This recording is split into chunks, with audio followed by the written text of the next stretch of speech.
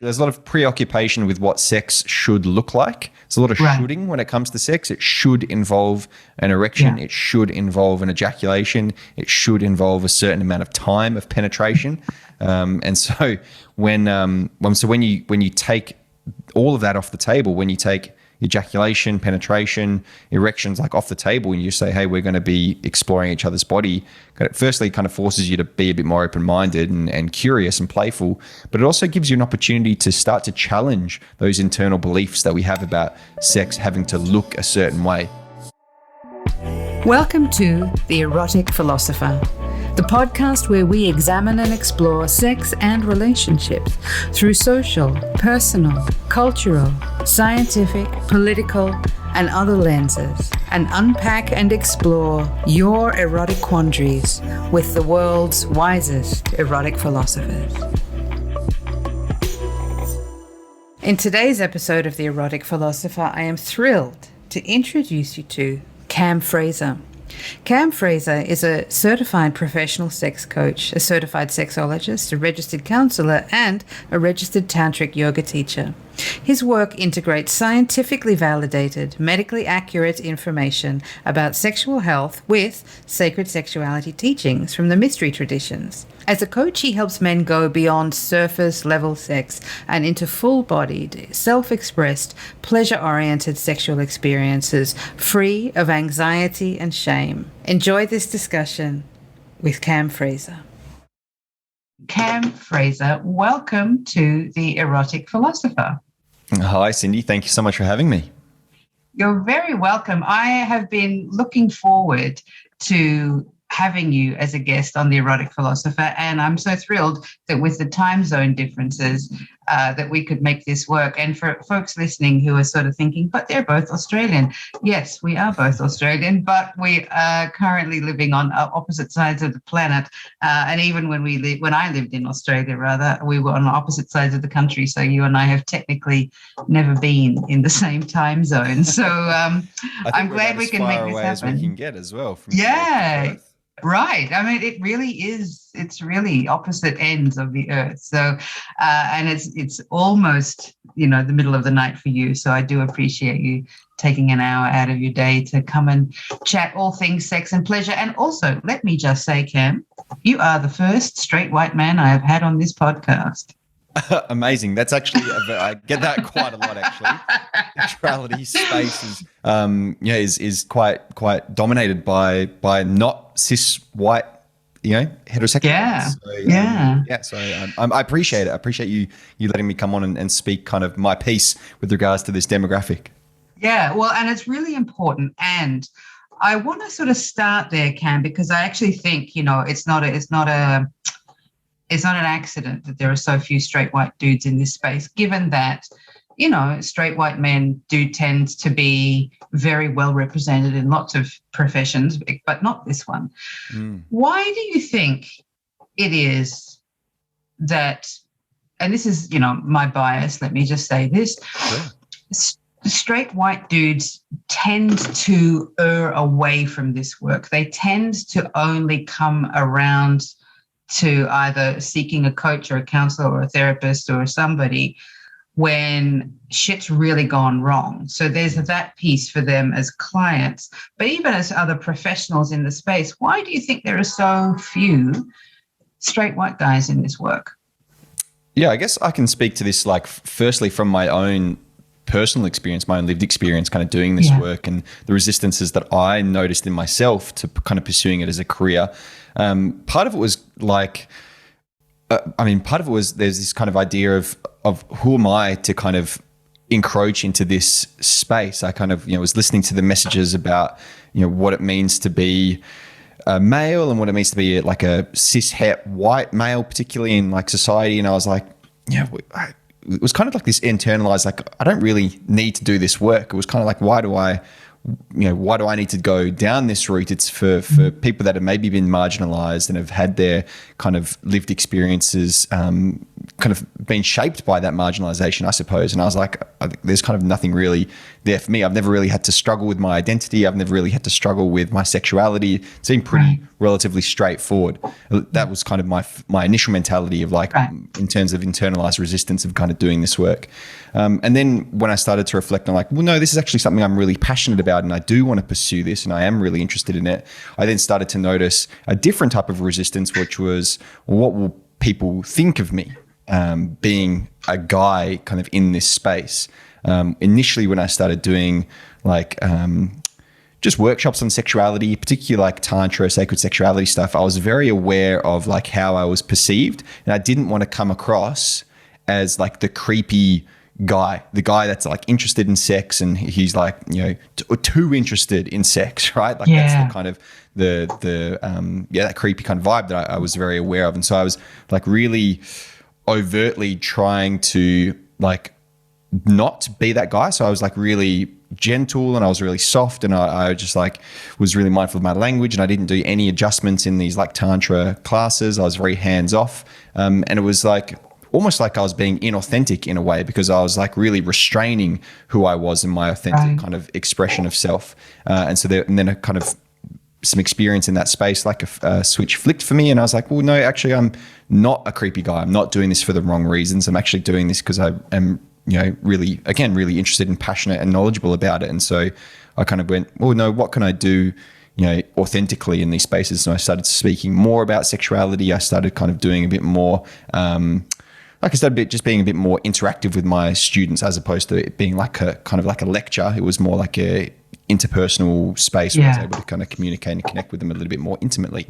And so that was like another resistance that I noticed. And then another resistance that I noticed as well was like the perception I kind of, and this is like a false perception, I suppose, because it's like me projecting, but it was the perception from other men.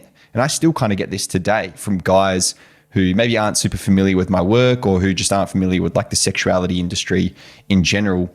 And they have this idea that like I'm like, I mean, the common like pejorative that I get is like, oh, that's so gay, bro. Like what? Like that's so, like you're such a and it's obviously that's a homophobic kind of slur, I suppose. But it's this kind of like ostracization from like a manly profession, as opposed, like I get it typically from like tradies and laborers and people that work in like your quote unquote stereotypical, you know, quote unquote masculine or male professions. And so there was this other kind of resistance to there, like, oh fuck, I'm not, you know, I'm not being a man, or I'm not, you know, kind of man enough, you know, to these other men, I suppose. So it's that thing that pressure around being man enough, which, you know, we'll talk about that later today. But it's so interesting to me that, you know, for you as a man who's decided to dedicate, you know, at least this portion of his professional life to developing emotional intelligence, developing erotic intelligence, that not only is that seen as, you know, quote unquote gay, which is a whole other thing for us to discuss, I guess, but also that it's, you know, I guess the implication behind that is that it's unmasculine, and that because real men don't want to have good sex. What do you think that's about? Yeah, I think there's this this story that like men are supposed to be devoid of like emotional connection and intimacy, and sex is just kind of like no strings attached. It's purely physical. Like it's a very like reductionist, essentialist way of thinking about sex. And so I think that like that's a pretty strong narrative, I think culturally, but definitely like a lot of men internalize that. And so when it comes to like talking about pleasure and talking about like expansive sexual experiences and like embodying that eroticism, a lot of guys go like, and again, the logic is warped here, because they, you know, I'm talking about having better sex with women, and so, you know, men will say, well, that's so gay, and that doesn't compute for me. Like that's that insult, but I think like the insult itself and that kind of mentality is about like denigrating emotions and denigrating femininity, and you know, anything that's considered less than masculine is kind of what's being the target there of that kind of ostracizing mentality, I suppose. And so and so I think that's like that plays into not only just in in sexuality, but I think it plays into men's lives in general, right? There's this idea that in order to be a man, you've got to follow this kind of unspoken set of rules, and if you don't follow that set of rules, then you get your man card kind of taken away from you. And I noticed that mentality as I was kind of describing, kind of doing this work that's considered a little bit more quote unquote feminine or more emotional, or it's even like in terms of like the science of sexuality as well, it's kind of considered a softer science as opposed to your kind of quote unquote hard sciences like biology and physics and things like that. So so even in that regard, I've noticed a bit of an ostracization from kind of men that do other work. So yeah, it's just all these things kind of tangled into one, I suppose, and that, again, to speak to that unoriginal question, is like one of the reasons why I think there is this lack of men in this space, not only as kind of professionals, but also as men that like seeking out treatment or seeking out therapy or seeking out counseling or coaching. Yeah. I think there's also something. Do you think it's shifting? Is it starting to change? Are you noticing that men are willing to kind of soften their edges a bit around this stuff because it benefits them? If it's all ego involved, at least, but that there is still some incentive for them to change. I have noticed a little bit of a shift, like particularly. It's quite interesting. I have noticed like a shift in terms of my public workshops, for example, where I kind of open it up to all genders, whoever wants to come. And I can usually like fill out a workshop and maybe 90% of the people that attend will be cis women, for example. And the remaining 10% will typically be, cis men. And that's shifted a little bit. I've got, as I've kind of become a little bit more vocal about men's sexuality and male pleasure and things like that, more men have kind of come. But I think there's this like, I guess it's like a phenomenon in society where it's like more accepted or more tolerated, or it's just kind of like more quote unquote appropriate for like women to be a bit more open and expressive about like what's going on in their lives, and like it's more acceptable for them to kind of go out and seek some sort of help. And there's plenty of statistics to back up like how notoriously bad men are at like going to the doctors, for example, or just going and seeking help. So when it comes to like public workshops, I think, some guys are still in, it's part of that mentality, but it's, this experience of like, it's not like acceptable for a guy to go out into a public workshop or public space and kind of talk openly about his life. It's still quite stigmatized for a lot of men. So I do notice that a lot of guys come and speak to me privately. And so I get a lot of like anonymous messages online, or kind of anonymous is very loose, but I get a lot of like just random messages online of men kind of like seeking advice. But when I do like a public event, it's the bane of my life trying to get men to attend something like that. So that's so interesting. So they will approach you when it's sort of anonymous or obscured, but they don't want to necessarily be seen in public and that kind of thing. It's interesting. Years and years ago, when I sort of first started my career, and I was still living in Australia, and I used to offer my services for hens parties and bucks parties that, for people from other countries, stag parties, bachelorette parties, you know what I'm talking about. Overwhelmingly, I was booked by groups of women, and they all wanted to learn how to give a blowjob, how to do, this, whatever, vaginal tricks they could do when they had a penis inside them. They were all interested in how they could improve their technique to please their male partners. But it was almost impossible to get them to book me to come and do a stag party or a bucks party. And on the occasions that I did, they were never really interested in learning techniques on how to pleasure women. They were interested in techniques on how to increase their own experience of pleasure. So that was just a really interesting dynamic that was so different between the way that I guess we've been socialized and taught how to approach sex, that women, especially straight women, have been conditioned to approach sex from the lens of how can I be in service to you, whereas these straight guys have been conditioned to be how can I be in service to myself. And so in a heterosexual dynamic, it's two people servicing the man and nobody is servicing the woman. Is that changing? I think so. Something that I do notice when I speak to men, that like my clients, I guess, that, and I speak to them about like their reluctance or resistance to kind of doing work, particularly like sexuality work, is this story that men are supposed to be like the knowledgeable partner. They're supposed to like be the ones that know about sex, that know what to do, that are the active participant in sex, and that kind of like take the lead. And so like inherently in asking for help, right, and in kind of seeing someone like myself or yourself, there's this acknowledgement or this admitting to the self like that you don't know everything, that you aren't as knowledgeable as you think you are, that there might be something that you don't know that you can work on. And I think that's difficult for a lot of men to like, at least for the men that I've spoken to kind of get over. That's like a hurdle for them to be like, oh, actually I do need help, particularly sexually. And I'm not this omniscient, all-knowing kind of person when it comes to sex, and I'm not God's gift to women, and there's things that I can do better.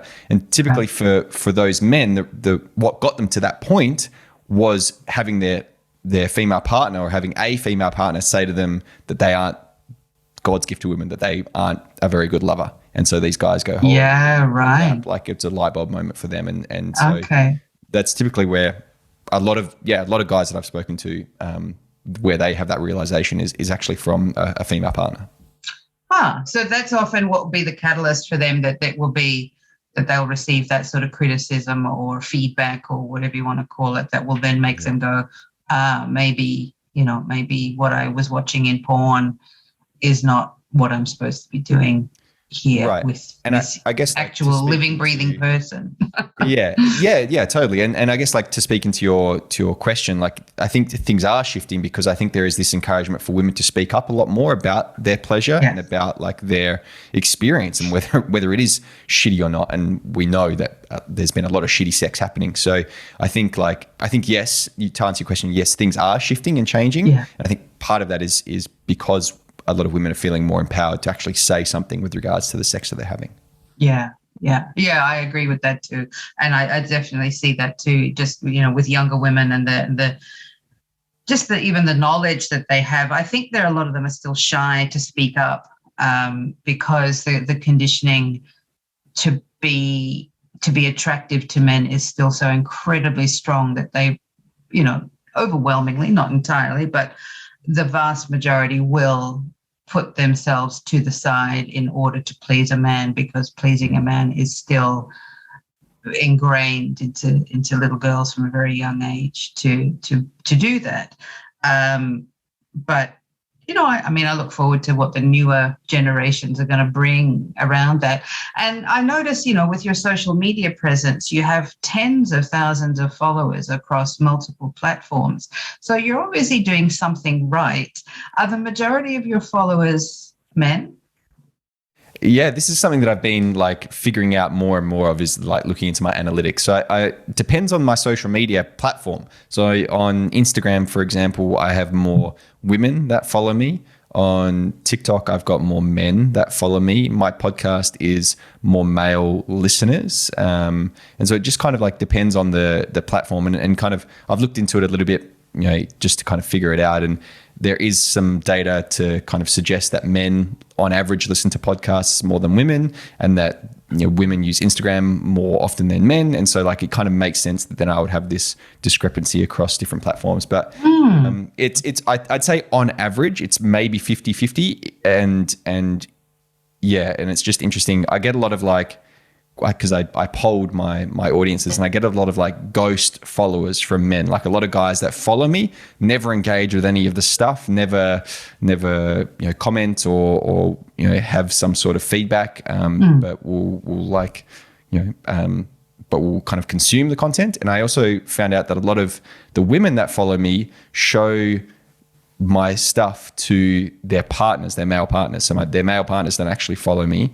or engage my work, but their female partner follows me and shows them kind of my stuff. So it's interesting. Like, again, I think that's part of this like narrative that guys don't want to be seen following a sexuality page, because they don't want their mates to know that they, are, wanting to learn more about sex, or, because they're admitting that there is something for them to learn. So I think that plays into the social kind of media atmosphere as well. Yeah, right. And I mean, that was one of the things that caught my eye about you and your presence, certainly on Instagram, is, how detailed the information is that you share, and how you always back it up with data and science, which is often so lacking in, especially in the coaching spaces, and especially in sort of, the Tantra world, which I don't necessarily think everything has to be backed by science, because if everything is too scientific, that takes the fun out of it. And fun, I think, is probably the number one motivator for people to enjoy sex. But to be able to have a really good blend of the sort of the tantric hippie stuff, plus also the science stuff, and also your, for me, what I really like about your content is your dedication to myth busting and just not allowing bullshit to flourish on your page, which to me is very impressive. So thank you very much. Yeah, it's taken a while for me to feel comfortable and confident enough to kind of do that. But I have found, like, because I wanted to niche in working with men, or just like people that share my lived experience, like that's what I can speak into with authority, is what it's like to be a cis het white dude. And so I was like, who else can I work with? And I can work with people that share my kind of demographic.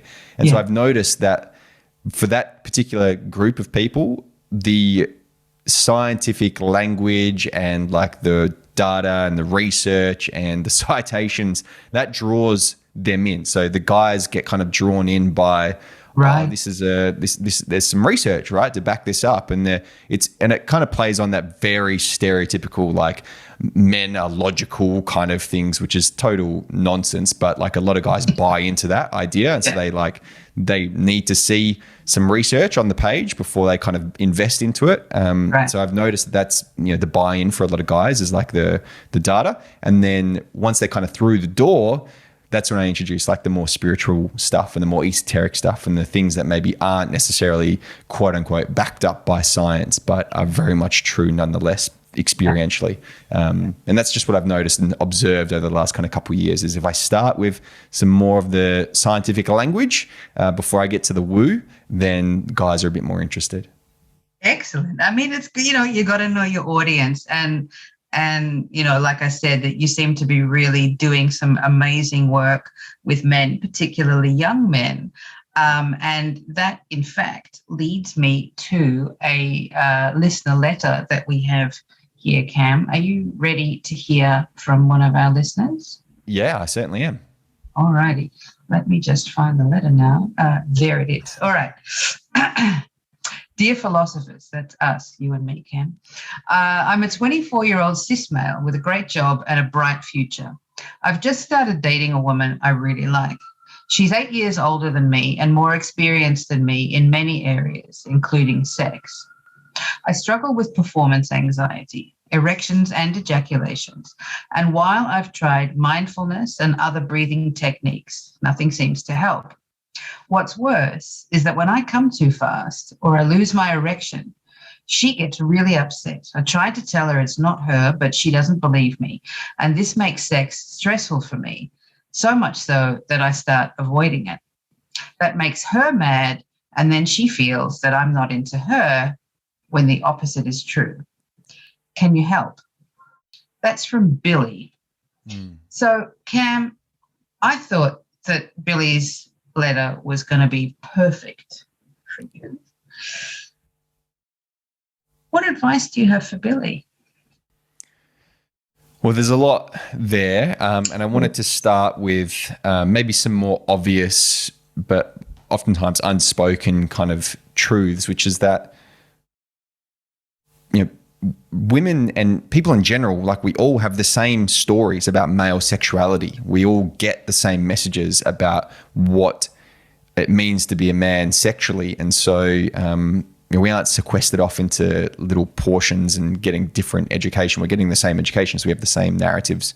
And so it's like important to kind of recognize that, and this is something I talk to the men that I work with, and especially if they're in a relationship, is like the work that you do on your own sexuality and the opening up of that and the relearning and rediscovering of like your sexual self not only kind of has to happen for you, but it also has to kind of be a bit of an education piece for your partner. Because, and again, I work with heterosexual men, so she'll have to like learn about your sexuality and about, what it kind of means to be a sexual man from your own experience. And so there's I talk to men about how to educate their partners. And so hence where all the myth busting comes from, I suppose, in my own work. So that's like kind of like, sounds obvious, but it's oftentimes goes unspoken. And so I wanted to just like affirm that for Billy. And one of the ways of like I say, quote unquote, educating your partner, but really just like helping your partner learn more about your sexuality starts with, conversations about those myths, right? Like one of those major myths is that men are supposed to be sexual all the time and to want to have sex every day, right? And I think the old cliche saying is men think about sex every 7 seconds or something like that. I think it's something ridiculous. And so like, that is a very strongly ingrained story that we have societally. I think Joey Tribbiani from Friends sums up the kind of, he epitomizes that story, I believe. And so like there's some educating to do around that, right? Like it's, if you're a guy and you don't want to have sex all the time, then you just intuitively know that to be a myth. And you might feel like there's some expectation on you to want to have sex all the time. And so that can be challenging there, and it can cause some distress. So like acknowledging that in yourself, but also like helping your partner understand that, you don't want to have sex all the time. You're not always in the mood. There's a great book by Sarah Hunter Murray called Not Always in the Mood, which is all about that. But just like acknowledging like fluctuations in hormones and testosterone, for example, like we know that there's fluctuations in testosterone across the day, across 28-day and also 40-day kind of cycles. And there's also seasonal variations in testosterone. We know that there's a fluctuation in that. And so if we're linking testosterone to libido, which oftentimes it is, in kind of layman's terms, then we know that there's going to be a fluctuation in libido as well. So I think that's like a really strong narrative to have, because it's to have challenged, I suppose, because it can then help kind of that female partner, particularly Billy's female partner here, kind of recognize that it's not necessarily that he doesn't want to have sex with her, it's that he just isn't in the mood sexually. And it's not about whether he's attracted to this partner or whether, he is, or whether she's done something wrong, right? A lot of women particularly can take a no from a man sexually as a kind of bit of a personal attack, as like, they can take it quite personally. They can get quite hurt by a man saying no to them.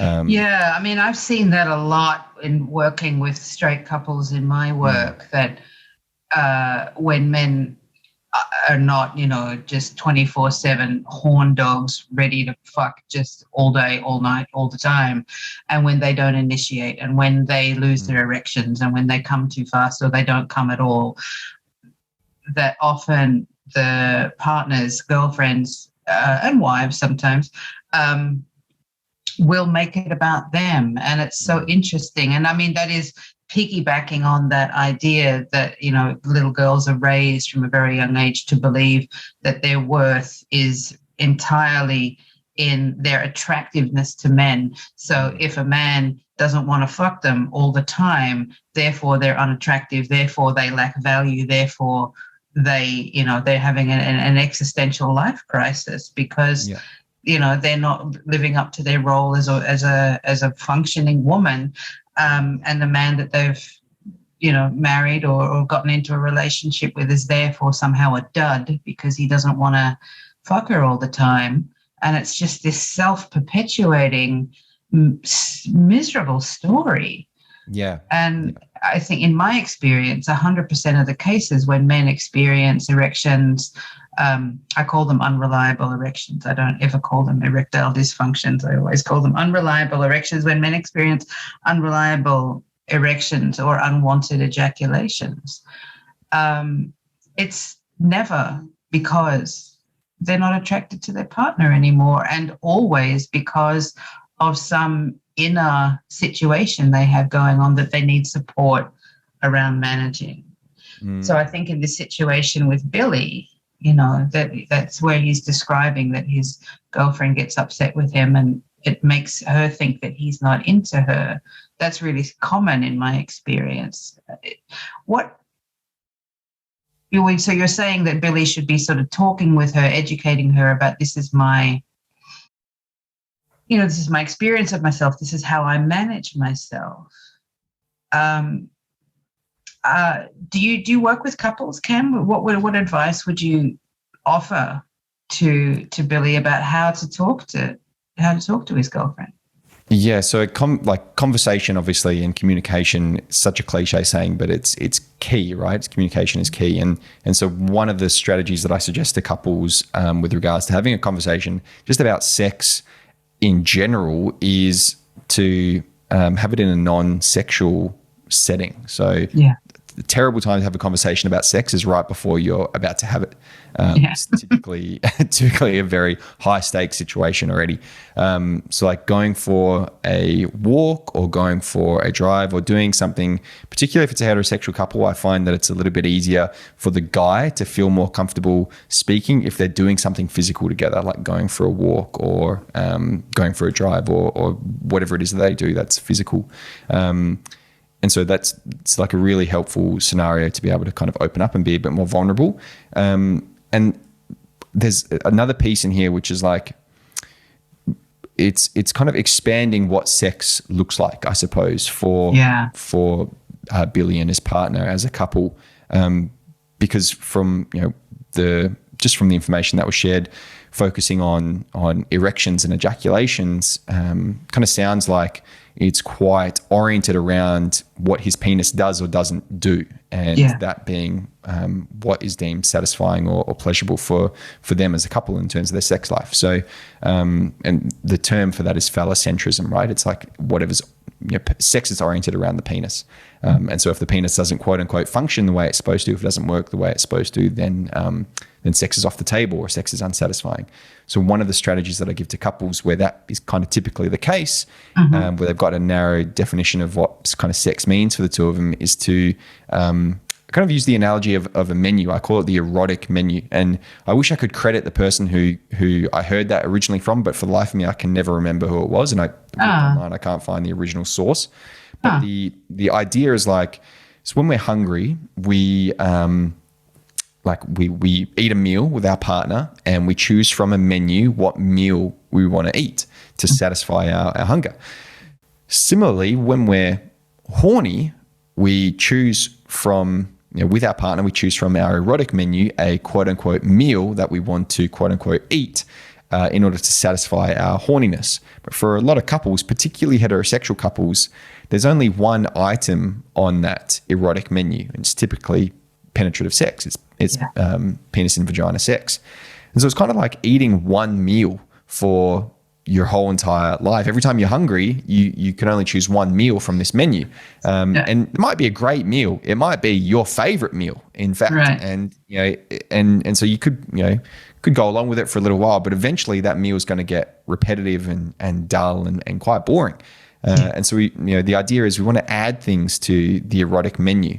So that you've got other meals or side dishes or drinks and things to choose from, because there's what can happen then is, well, if that one particular meal isn't satisfying anymore, but it's the only meal that you can choose from, it can start to build some tension and even some resentment and some confusion as well between you and your partner, particularly if it's like one partner is like really hungry and the other partner's not very hungry.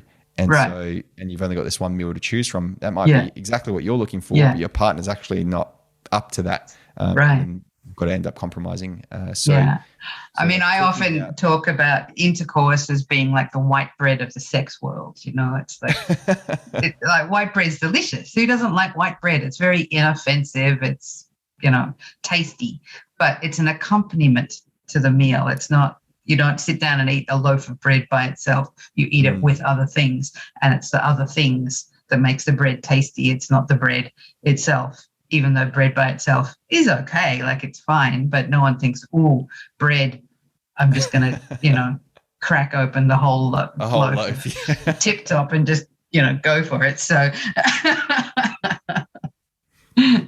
So that like, I guess like the expanding of your definition of sex, right? And so like that's the way you can start. And so conversations about that is really, really important. One of the ways I get couples to like talk about sex and like expanding their definition of sex is through the use of a game or an activity called the yes, no, maybe game or activity. Super simple. People can Google it. It's just a PDF list of a bunch of different sexual activities, and you indicate whether you're a yes to that sexual activity, you want to do it, you're a no, you don't want to do that, or you're a maybe. If the mood strikes and it's the right context, you could maybe get into that. And there's other things in there as well. But the beauty of that, particularly for like the couples that I work with where they don't have a lot of experience talking about sex in particular, is that the activity kind of takes the burden of responsibility of initiating like conversations about desires and fantasies and turn-ons and boundaries and limitations, because it's a pretty vulnerable thing to say, hey, I really am struggling with this and I don't like when you do this particular thing, or vice versa. Like, hi, I really want to do this with you. This is something that I'm really fantasizing about. That's quite a vulnerable thing to just kind of like start that conversation with your partner about something that is on your mind, whether it's a boundary or a fantasy. But if that particular thing, like say having a threesome or, you know, wanting to have a sexy massage or something, whatever it is on the PDF list on that yes, no, maybe so game, when you come across it, you can be like, oh, hey, check out this thing that's on this list in amongst a whole bunch of other things. Right. Are you a yes or are you a no to this? Are you a maybe? I think I'm a yes to this. Like, are you a yes to this? And then, so the kind of burden of initiation and that kind of vulnerability, that really intense vulnerability that kind of comes with that, is just eased a little bit because the game kind of takes that. So that's like a really, just a simple but effective strategy for couples to kind of talk about just expanding that definition of sex. That's a really helpful suggestion, I think, you know, for Billy, because he's talking about getting stressed and, you know, then his girlfriend gets cranky with him, and I can see how that cycle just goes around and around and around. And then, you know, as we know from a lot of the science, that one of the primary reasons that men experience unreliable erections is not because of a lack of enthusiasm. It's because there's almost too much enthusiasm and they feel anxious and they feel nervous. And that is one of the primary contributors to erections just going and disappearing at when you least want it to happen. So that's one of those myths that it's, you know, if you're not hard, it's because you're not into me. It's like, if he's not hard, it's possibly because he's really into you. And worried about whether he's going to be able to perform. And whether he's going to be able to give enough pleasure or provide enough pleasure. Again, that's a big, story that I kind of mentioned before, is this idea that a lot of guys feel like it's their kind of responsibility to be the person who provides the pleasure for their female partner, to give the pleasure. Like they're giving their partner with their penis. With their penis, of course. Yeah. Right. Like it's all centered around the penis. And if it's outside of the penis that they have to use anything other than their penis, then a lot of guys feel like they're less manly because of it, that there's something wrong with them, that they can't provide all the pleasure that they are supposed to be able to provide, that they think that they're expected to provide with just their penis. So so broadening definitions of sex can be really helpful for that as well. And the anxiety is also something that really contributes to ejaculating quite quickly as well. So it's kind of, I say erectile disappointment. I don't like the term dysfunction as well, but erection issues and ejaculation issues are often two sides of the same coin, and anxieties the coin essentially. And so one of the ways of alleviating that anxiety is by kind of focusing on pleasure, right? Something that's like this is like a very simple thing to do, is like, instead of focusing on performance, and it's very simply said, but putting it into practice is a lot more difficult because we're very ingrained when it comes to the way we think about sex. It takes a little while to kind of shift our understandings and our experience of sex. Yeah, I mean, it can take a lifetime for some people. These messages that so many of us get by osmosis about sex as we're growing up is so difficult to shift, and especially among heterosexuals, that default to intercourse puts so much pressure on everybody to have sex in a particular way, that it's not that it doesn't feel good. It's just that for a lot of people, actually, it doesn't feel great. It's okay. And then there's all this hoo-ha around the erections and the ejaculations that make a lot of men, especially young fellas, really, really stressed out about it. Yeah.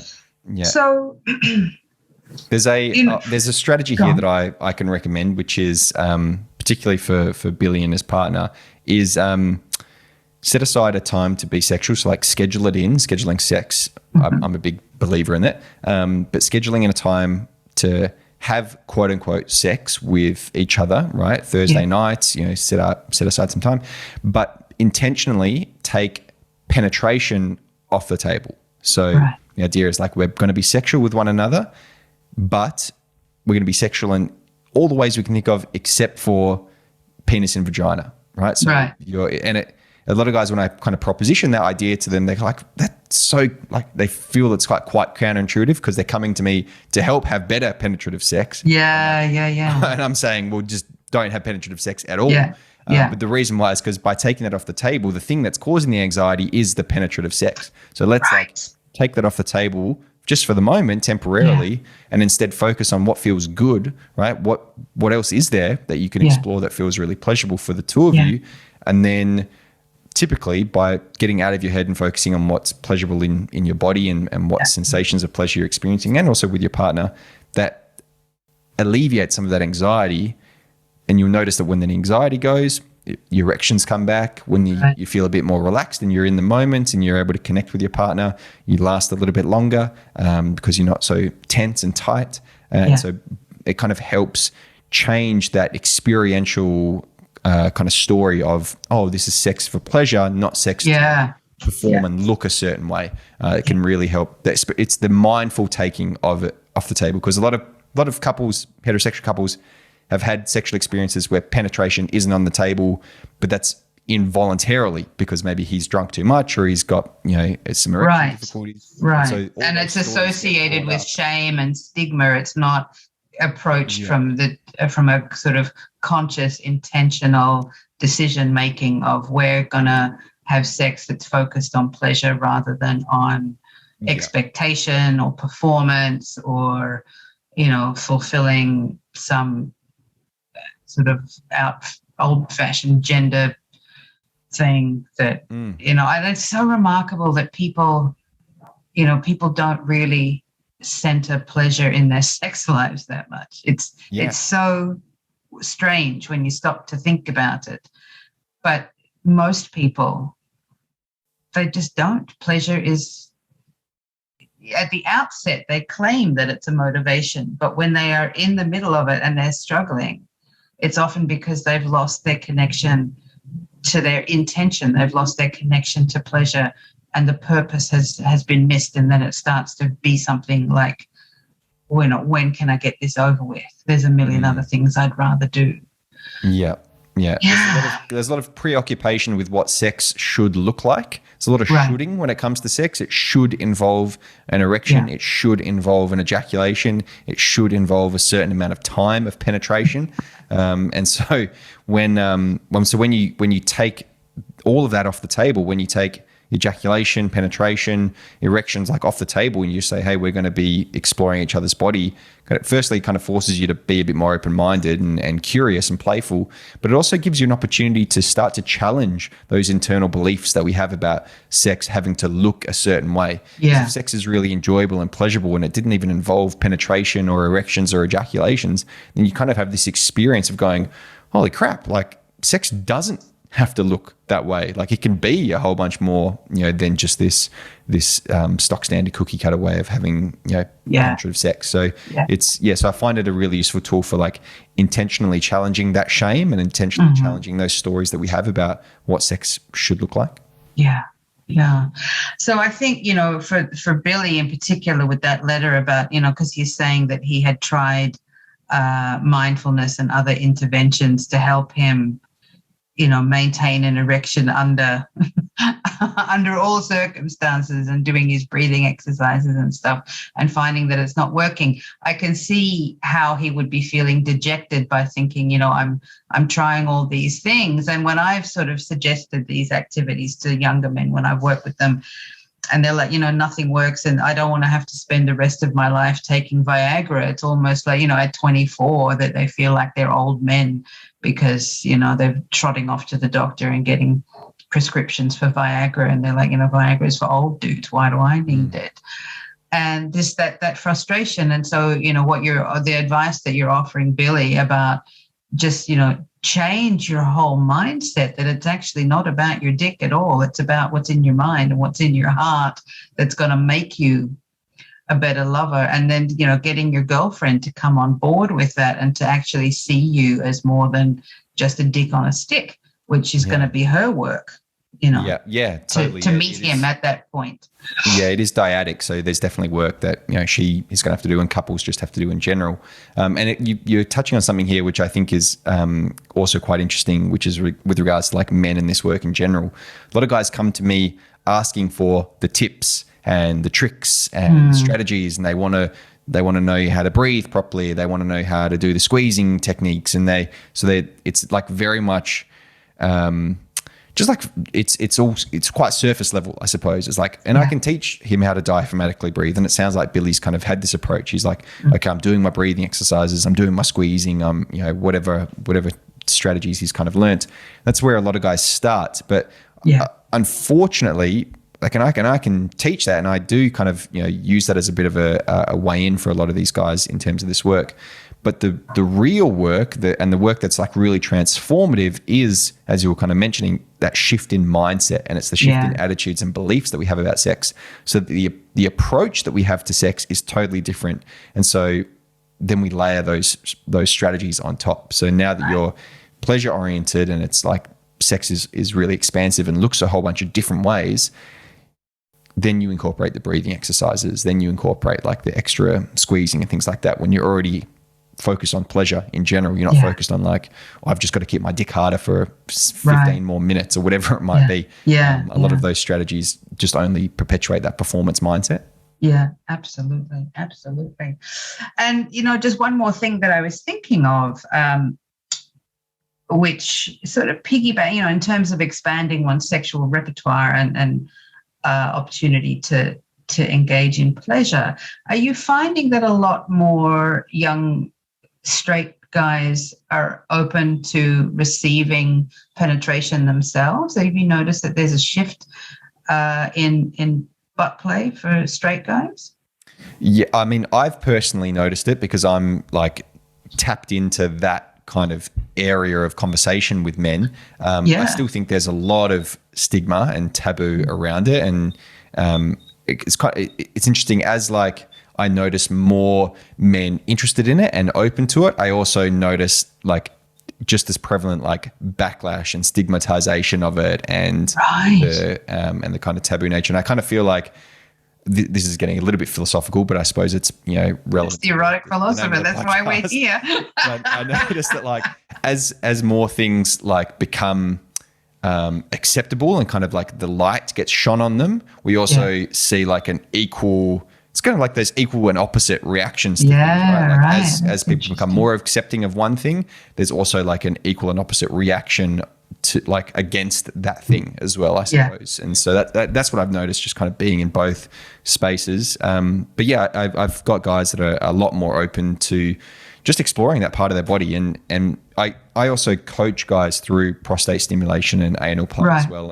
And it's so interesting, like the kind of mentality that a lot of guys have when I mention that to them is they just jump straight to like sticking a fist in their asshole or something like that. Right. I've noticed that too. It's like, this is enormous, the biggest thing that they've got. And I'm like, dude, you could just use your pinky finger. Like you don't have to start, So there's this, I don't know why their minds go straight there, but it's like you can dial that right back, and before you even insert anything, you can just play it. It's just there's so much more nuance to it. It's just interesting that they go straight there. But it's something that I've found guys are more and more open to. I think what I have found is guys are more and more open to just exploring areas of their body other than just their penis, other than just their genitals, and that's something cool. That's good.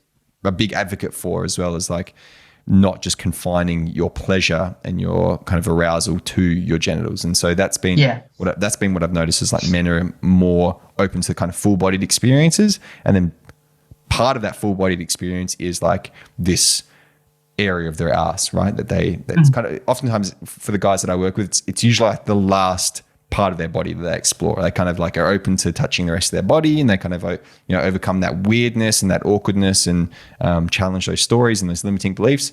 And then they kind of get to this point of like, oh, I've touched the rest of my body. Like it all feels really good. Why do I have this resistance to, my bum? And then we work on that. Then there's some internalized homophobia there. There's like some other. Yeah, that's often the culprit, isn't it? The homophobic element of it. And also I wonder,